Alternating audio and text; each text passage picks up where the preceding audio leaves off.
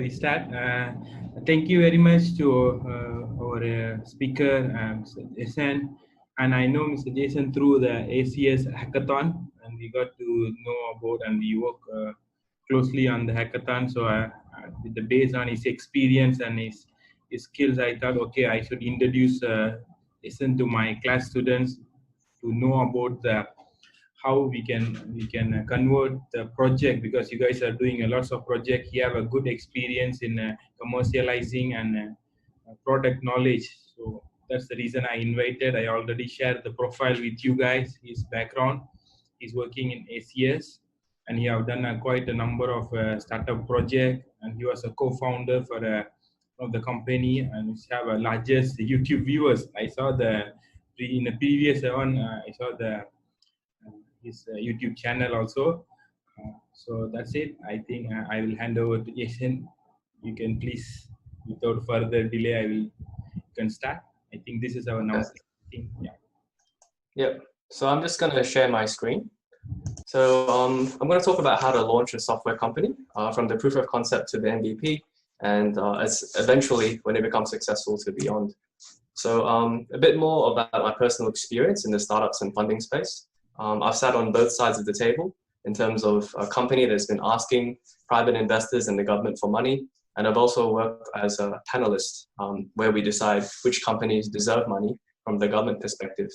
So I started up 3 companies. 2 of the companies are now defunct, but the most successful one was Asian Boss, which I've now since sold my equity in. And each of those stages requires a little bit of insight and a little bit of understanding into how the equity market works. But currently, I work as the lead product owner at the Australian Computer Society, as Raya has mentioned. I manage a team of 6 software engineers. So although I'm not very technical myself, I work with them every day. I really enjoy working with them. And I just wanted to give you a different perspective of where you could potentially take your career as technical professionals in the IT space, and perhaps use that existing skill set to potentially start your own business. So the 3 things that I wanted to cover today was the MVP fundamentals, what hat you would like to wear within a company as a software developer or a founder or anything in between, how to conduct a really good business model, understand your USP and innovation well, and the impacts to the rest of your industry. Then we'll talk about how to create an ongoing business administration without burning out too quickly. Because even if you've landed on a good idea and a good team, sometimes you lose the motivation after 6 months, 1 year in, and it's important just to keep your energy conserved and your focus in line. And finally, eventually even the most successful businesses will probably run out of money, or they will want to have more money so that they can expand faster. And we'll go through a little bit of understanding on how to raise capital, specifically from public emphasis. So this would be from the government. The Malaysian government probably has some startup grants as well, but also from private equity and investors. And the questions that they ask, the metrics that they use are usually quite different. So we'll go through a bit of that as well. So in terms of the MVP fundamentals, this is quite similar to how my developers receive requirements. So as long as the user gets to use the exact requirement that they want, the way that you can develop a solution to that or code a solution to that as developers can be quite flexible and agile. And that's the same thing with actually making a business. As long as your goal remains strong, as a rule of thumb, you need to keep your methodology and your path to success really, really different, because a lot of external forces will impact how you build a business, from marketing to the changes in your customer to people in your team leaving. So before I go into what determines a good idea from a bad idea, I want to go through what the difference is, the different hats that you can wear within a company. So my developers, they normally go through 6 typical processes throughout the day. And this is quite standard for most people in the industry, especially when they're building software projects from scratch. So we conduct a daily stand-up. I'm sure all of you are very, very super aware with this agile method, but wanted to give you some real life cases of what I did this morning with my developers. We go through what we did yesterday, today, and the blockers, especially from a high level, non-technical point of view. We went through the requirement specifications, more so about the how and not the what, because the what is normally dictated from the business owner that gets translated down to the product owner, which is myself. And then we work with the developers on how we can achieve that vision. The second thing we do is to do sprint planning, and this is also done with the product owner. There's a number of different ways to assess this. Previously, my team used hours in terms of how difficult a task will be done to create in any particular sprint. But now we use story points, and we use that momentum to dictate when we can potentially showcase the work that we've done. And this also shifts things from the development to the product stage, because product owners and managers usually don't really look through that testing phase. But as long as you can communicate that clearly and effectively, then you won't have any problems there. We also use agile product iterations. So some companies use 2-week sprints. We use 1-week sprints. It seems to work really well for us. And we use the Jira platform. And there's a bunch of other different project management softwares that you may be acquainted to. Jira is the industry standard. There's a lot of free ones like Redmine that you might have done in your course materials as well. But agile product iterations is normally where you build incrementally onto your code, and then the other members who are non-technical can see the differences that you've done day to day. And finally, when you've done maybe a whole chunk of work and you've met a milestone, you've met an epic, then you want to showcase what you've done to the business owner. And this is probably once every, I'd say, month or so. So the business owner is the person who's funding it, making sure that, pardon me? I'm sorry, there's just feedback there. So the business owner is only the ones who's funding the project, and they want to see your progress. So you get to see, you can show them that once every few weeks or so. So that's what it's like in a nutshell, working as a developer in the real world. In all of the different companies that I work for, in managing them and working together with developers, this kind of framework doesn't really change. It's a mix of trial and error in terms of determining what requirements are specified, talking to myself, to the business owners in the daily stand-up. So there's communication and collaboration going on. There's a lot of backtracking, a lot of checking, and a lot of efficiency remapping. Because like developers, they don't like to do the same thing twice, which is, in my opinion, a great quality to have, because they always find the most efficient way to do things. But if this starts to become perhaps repetitive, and you start to think of yourself as more of a builder of the house, and one day you want to start building your own house, the different specifications of the windows or the roofs, instead of laying the bricks, then you should consider founding your own business. And some people can make the jump from working as a developer to founding their own business, or some people decide to go straight after university through the help of an accelerator to start their own business. And that's where the focus of today will be, because that's where the area of expertise I come from. So the first thing you have to think about is, how unique is your idea? And there's a lot of ways that you can do innovation. Just because it doesn't exist in the market doesn't mean that the market really wants it. You could build a really beautiful car that nobody wants to drive. So after you've thought of, yeah, I want to make a new toaster, or I want to make a new the Uber for toast, you want to look at the competition. So what other propositions exist in the market? Why have they become so big?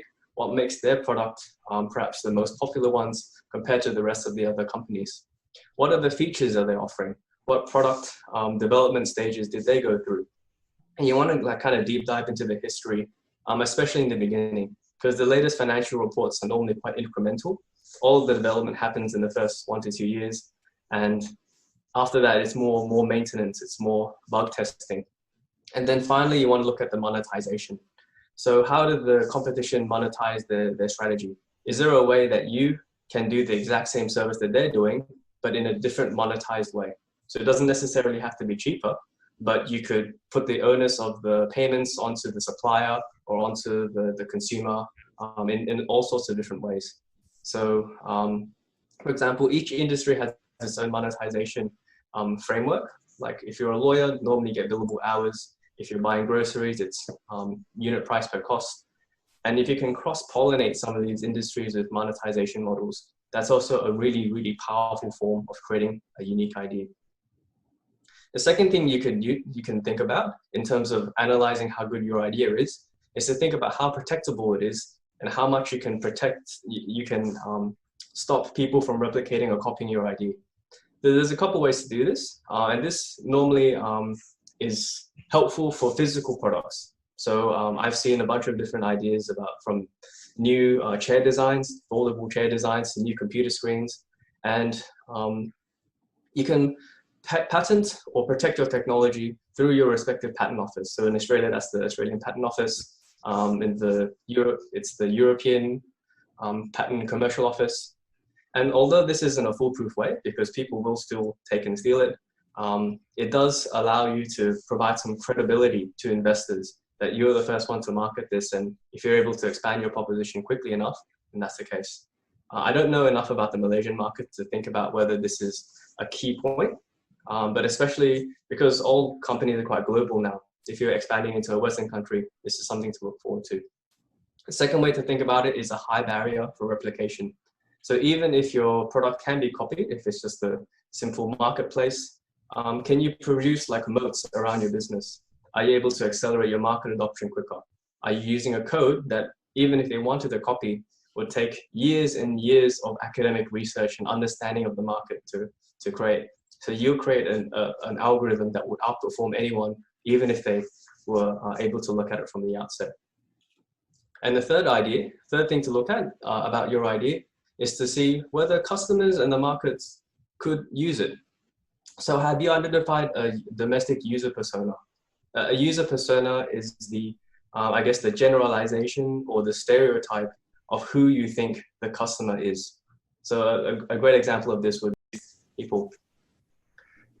And the second thing is to understand the marketing strategy. So after you've identified that user persona, where they live, what interests them, all the different technical aspects about what makes this demographic unique, you want to start educating them. And you want to educate them in the places where they understand the most. So newspapers might work really well for the older generation, but they're not going to be any effective at all for people in university.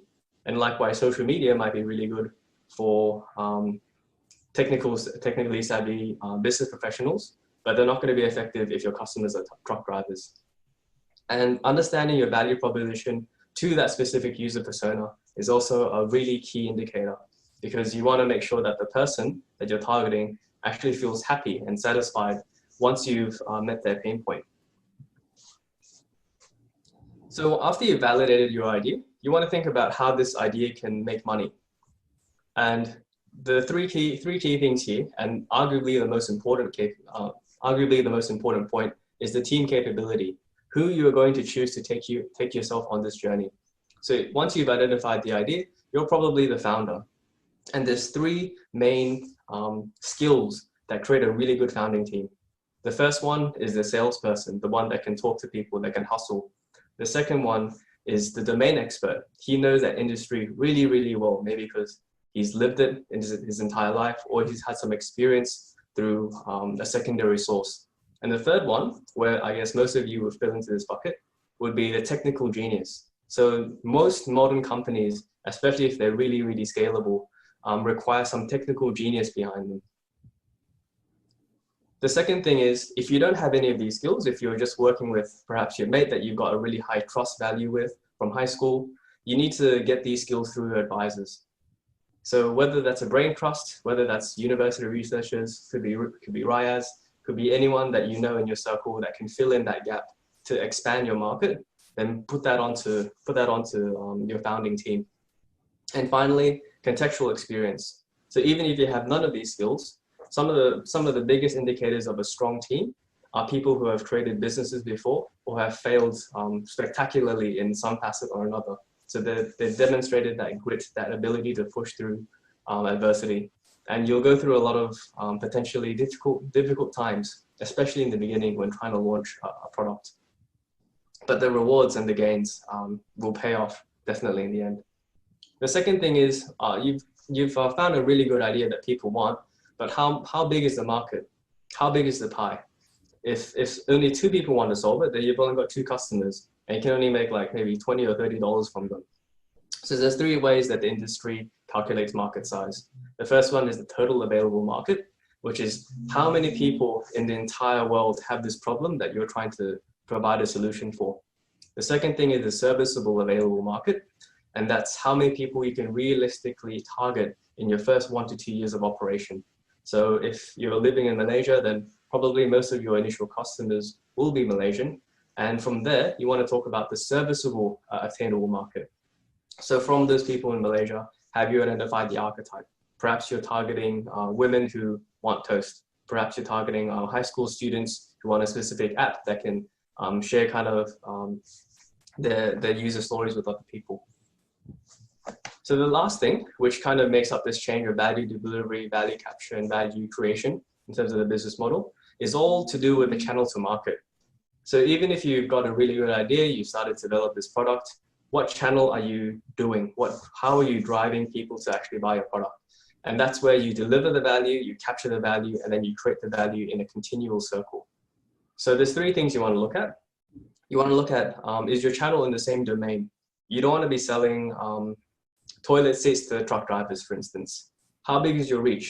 Do you have someone or a partner in your organizational structure that can market your product for you? Perhaps this could be a magazine who has a subscription base of 50,000 or 60,000 people. And then you want to think about the channel capability. Does that partner directly sell products to people that are the same kind of people that you want to target?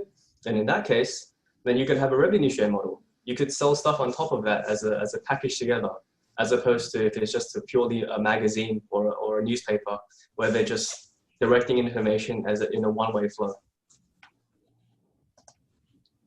So the last thing to think about,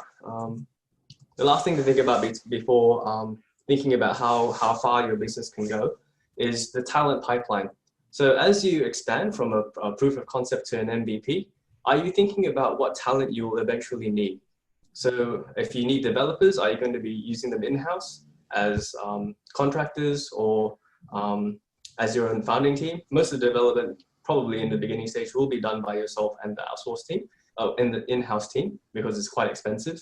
But in some cases, it's much cheaper to outsource it. And that's what I've done for my current startup. The second thing is to think about export potential.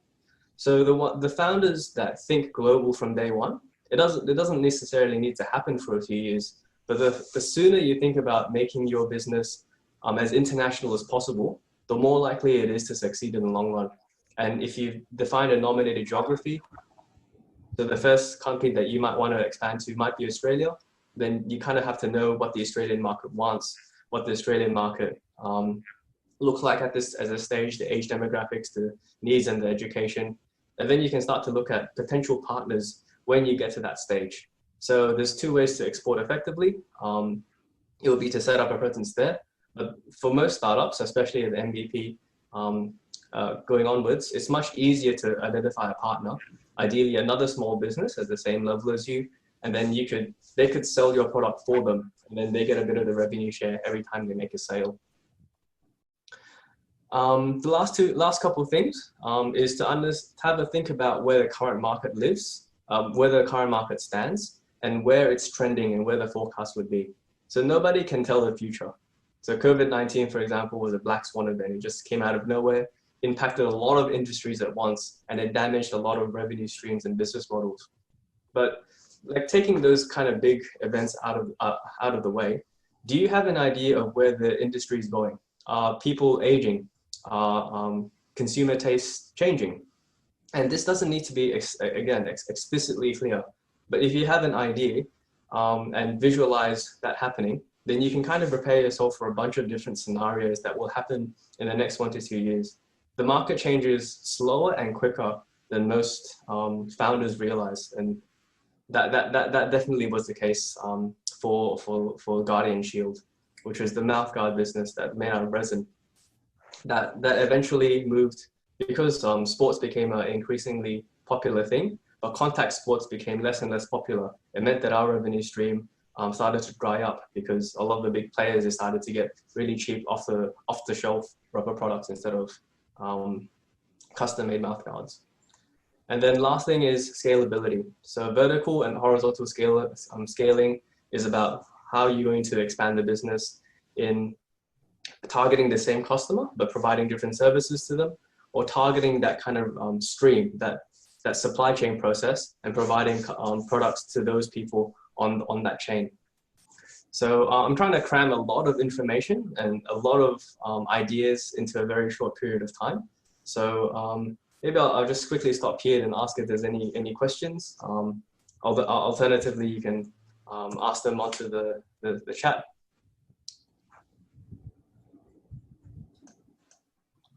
Guys, do you have any question before we move to the next part? No, so far, sir. All right. I know that I'm going through a lot of information right now. This is just all the stuff that I wish I knew before I just rammed headfirst into starting my own business. Because I decided to do that outside of university. Hello? So, Yeah, So I had this one confusion about something. Like you were saying at last, like, you can never predict the future, right? yes. And like at first, I planned on being some sort of a game developer, and then like the idea shifts back and forth. But I just want to know something. Like recently, I've seen like Intel was always the dominant part when it came to CPUs and all that. Right now, AMD somehow is like forging forward. Like they somehow became better, and no one predicted something like this would have happened anytime soon. So my question is like, obviously, since no one can predict the future, how can you enforce yourself into being very flexible so that you can be solid proof for the future? The quickest way that we've done it is through a risk matrix. So this kind of takes the top 9 things that could happen in your industry. Like Intel being overtaken by AMD might be low possibility but high impact. So I'm not sure how to explain this, but it looks like a tic-tac-toe function. Yeah. And even if it's a low possibility, but it has a very high impact, if you've created like a flowchart scenario in your mind about how you will take your business if that happens, then it makes you more prepared than the person who didn't think about this in the first place, because you've started to lay out the foundations. And normally 3x3 risk matrix is the most reasonable way to prepare. Otherwise, you're creating too many possibilities and preparing for too many bad events, and it just wastes a lot of time. So it's basically you have to keep on analyzing all the possible aspects of what can possibly happen. Something like that. I wouldn't say all. I would say the top 9, and put emphasis onto the high possibility and high impact category. Okay. So like okay, yeah, top 9. Those are like the most possible outcomes that can possibly happen, something like that, and then plan on how to tackle that. Yeah. So like on the y-axis will be high possibility, medium possibility, low possibility, and on the x-axis, and you probably want to do that once every 6 months or so. Once every 6 months. Because each of those, it takes quite a bit of time to do a deep dive into that. I see. All right. Thanks. Okay. Any other guys? Any other question? Okay. Yes. Okay. Move on to the next. Maybe we'll have it at the last. So the next thing is, so that's just the first part. There's a lot of stuff into creating a first part, but this is kind of the point scenario for creating an eventually successful business, is to think about how it will continue. So this is maybe past the MVP stage, and maybe you've just penetrated the market and you've got some success, but then you've also got a lot of kind of difficult roads and pushing failures ahead of you before you start to get that second success. And so how do you keep your motivation high? So it all boils down to your founding team and the capital that you're using that is that kind of fuel that gets it going in the first place. Like your idea is important, the market is important, all of this stuff is important, but nothing is more important than who you're making, than who you're working in the business with. because they're going to help you out in your difficult times. You've got someone that you can trust. Your initial seed funding, whether you put a lot or a little or using your own money, is going to determine how motivated you are to make every dollar stretch. So when you're deciding who to make a business with and how much money you're initially putting in, think about this very carefully, because it's difficult to undo later on, especially if they've gotten shares. Sometimes it's a really difficult thing to unwind. So I know that in Malaysia that there might be different rules in terms of how the business are created. So just definitely take the time to understand those regulations as well. So starting off and keeping strong. So the administrative stuff is quite simple. You just want to make sure that the business is registered at a particular address. It has an industry type. The locations are there and the finances are there. The two things that I want to emphasize is where you're putting your business, because that will determine what grants you're eligible for. Like different governments might have a grant that wants to help a specific province or a specific area. In Australia, that happens for regional consumers. They want to pour some more money into people that live in the country, and also which bank account you're using. So this is finances. A lot of banks do have startup specific accounts which have low interest rates and they have a high transaction volume. So you want to use those because those bank fees can really eat into your bottom line. The second thing is deciding why you're co-founding with someone else. So are you co-founding it because they're your friend and you really like them? Or are you co-founding it with them because they have a skill set that you lack? Or perhaps they have a skill set, but you don't actually trust them. So this is going to be a really strong partnership if your business is going to get anywhere past the MVP stage. Why are they joining your company? The second thing is, how are you going to determine how much their value is worth? So let's say that I'm a non-technical person. I've teamed up with you, Kazi, and because you're such a technical genius, I think that you deserve 30 or 40% equity, and I deserve 50 or 60% equity, and I deserve 30 to 40%.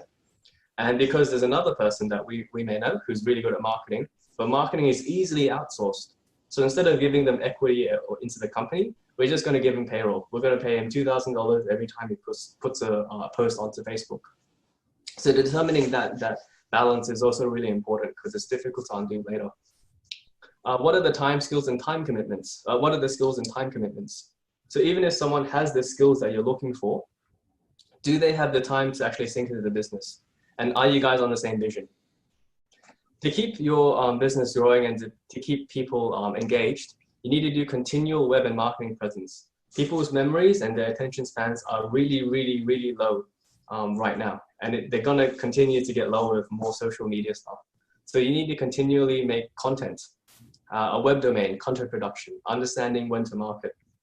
This is all stuff to keep yourself engaged and in communication with your customers. Because every time you produce a piece of content and someone replies, that's a really good piece of feedback that you could use to develop your product later. And if you stop producing content, if you stop talking to your customers, eventually one day you'll be producing something that they don't want to use. Last thing is capital raising. So I've put this after the ongoing business administration, but depending on how rich or poor you are, you may need to activate this a bit earlier. Not everyone comes from a particularly wealthy family, and not everyone has developed like a cash pool of savings after or during university. So weigh the reasonings and sources of capital raising to fit the needs of your business and circumstance so that you aren't forced into a bad deal. So for 2 out of the 3 startups that I made, the 2 that didn't actually work, most of my money came from bootstrapping. So I just used whatever money was in my bank account. My co-founders used the same because we didn't feel like we wanted to give much of the company away.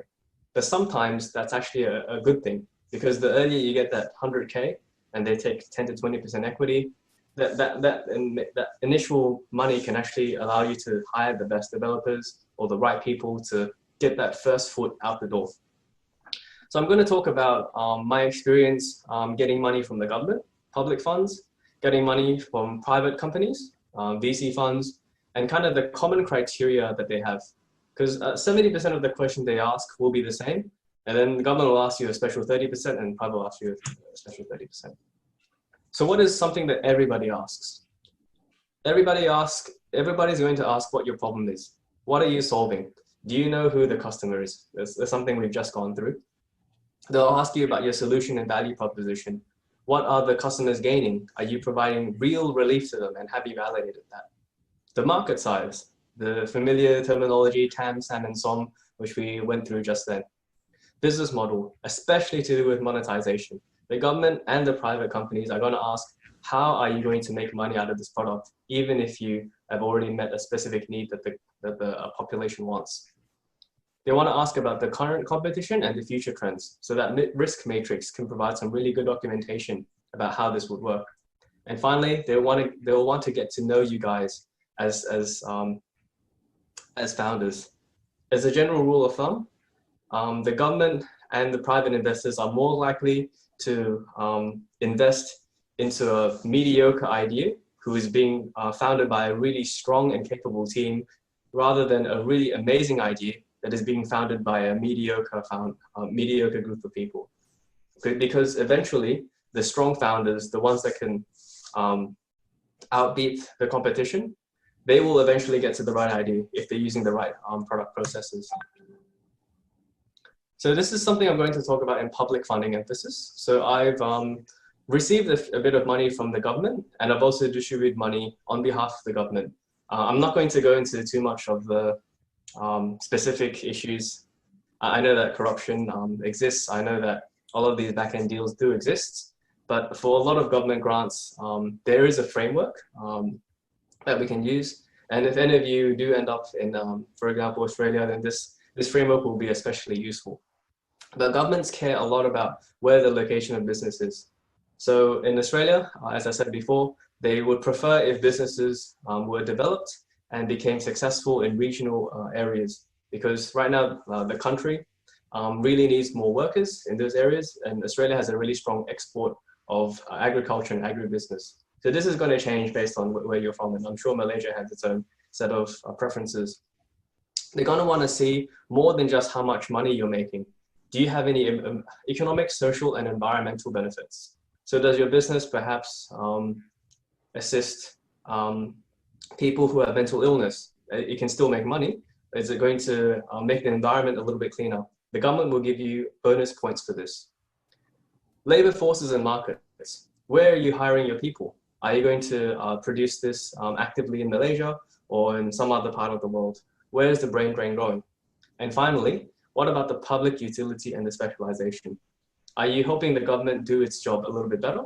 For example, if you're producing a new irrigation system for rural and regional areas, you're making the government do its jobs for them. So perhaps they'll award you with a government contract later on, while initially giving you investments.